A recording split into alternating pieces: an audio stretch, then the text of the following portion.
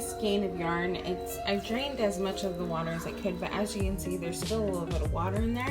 So you want to, what I'm doing is I'm going to try to get some more of that water out of there. I have my pot that is nicely rinsed, and some of my cold brew coffee from my leftover pots in the morning. I really enjoy drinking cold coffee in the afternoons. So what I'm going to do is I'm going to try to get as much water as I can out of my skein. I'm going to place it in the pot, and I'm going to add my cold brew into the pot, and then I'll meet you guys at the stove. An electric stove. I have it set on medium. I'm going to start pouring in my coffee. Oops, you know what? I kind of need to open this. Hold on 1 second. Okay. So I'm just pouring in the coffee. And I hope that it's enough coffee. Otherwise, I might need to brew some more. Oh yeah, I'm gonna have to brew some more.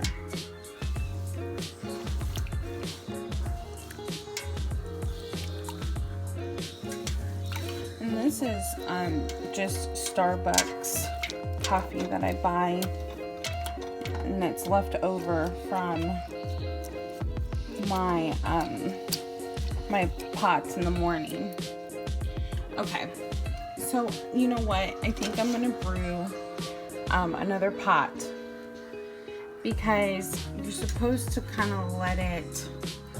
Well, I don't know what you're supposed to do. This is an experiment, but I'm assuming that you want to at least get it hot, like cook it for about 45 to 60 minutes is what I'm assuming. But we'll be checking it. You know, I'm gonna keep my eye on it. If it turns out this color, that is a beautiful, beautiful color.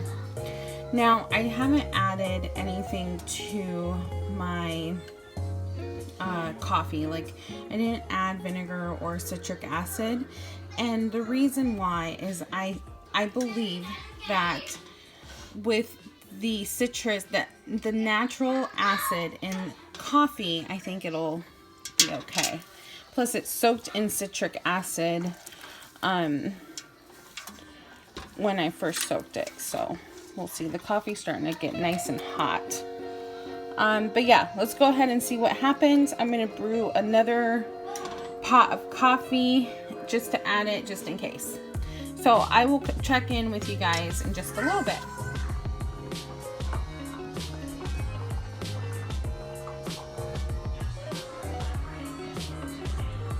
Coffee right now. Here's what this is looking like. It's starting to get hot. I have it on warm, low heat, like the lowest setting on my stove. And you can see it wants to naturally boil because there's not a lot of coffee in there.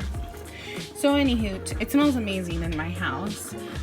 But what I'm gonna do is I'm going to add that coffee in here in just a second, and I guess we'll see what happens. Guys, let's go ahead and add in the coffee. Oh, I should add it right over. But okay, so I'm gonna add the coffee. And then what I'm gonna do is I'm gonna come back in 30 minutes and we'll see how the skein looks. I just don't want to overwork the yarn because I don't want it to felt. So I will be back and I will check in with you. So I've got about 10 minutes left, and this is what she is looking like. Check her out. smells really pretty in my house right now.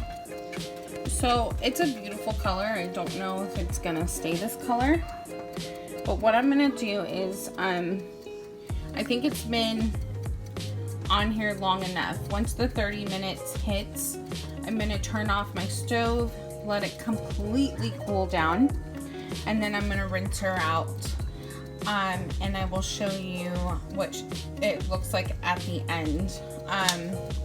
But yeah, I'm hoping that it stays that beautiful shade of brown, and if it does, this is such a natural way of dyeing yarn and getting such a beautiful coffee brown color.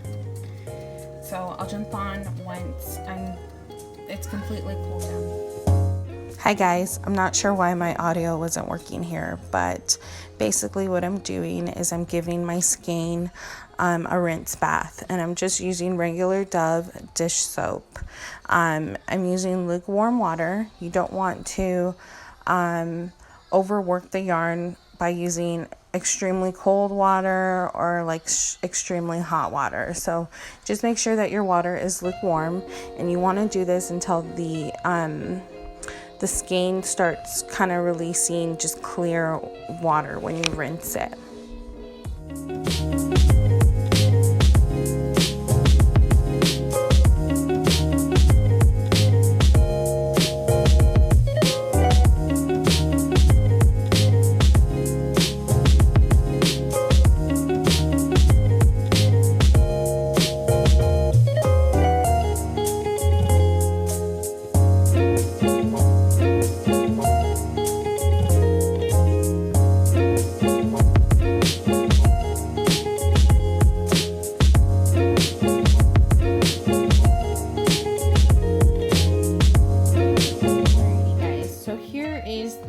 Dried skeins of yarn that I dyed. I dyed this one after I dyed the original. So this is a worsted weight Wool of the Andes yarn, and this is the bulky weight. I think they both turned out absolutely beautiful. Dyeing with coffee is definitely a way to go for a more natural method. So yeah, thank you so much for watching, guys. I hope you enjoyed this video. Bye.